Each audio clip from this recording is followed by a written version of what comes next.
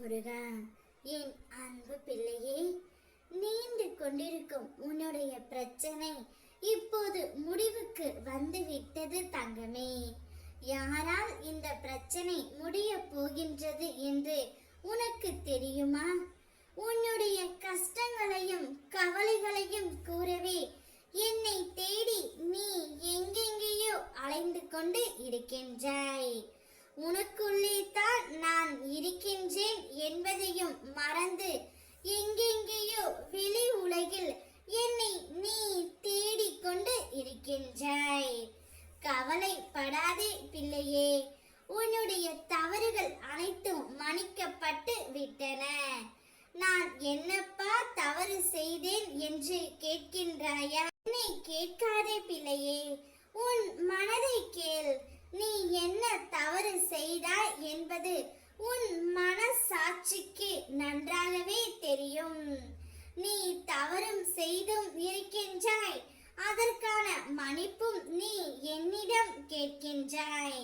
நான் தவறு செய்து இருந்தால் அதற்கான தண்டனையை எனக்கு தாருங்கள் அப்பா என்றும் கேட்கின்றாய்.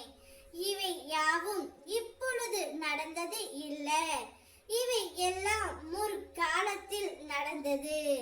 நீ எப்பொழுது என்னிடம் மனதார மன்னிப்பு கேட்டாயோ அப்பொழுதே உன்னுடைய தவறுகள் அனைத்தும் மன்னிக்கப்பட்டு விட்டன. அதை பற்றி எல்லாம் நீ யோசிக்க வேண்டாம் பிள்ளையே.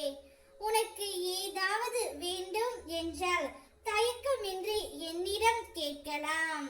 உனக்கு ஒரு கஷ்டமோ துன்பமோ ஏதாவது உன்னை நெருங்கும் பொழுது ஒரு நொடியில் ஆவது நான் உன்னை காப்பாற்றி விடுவேன். இதை நீ பலமுறை உணர்ந்தும் இருக்கலாம்.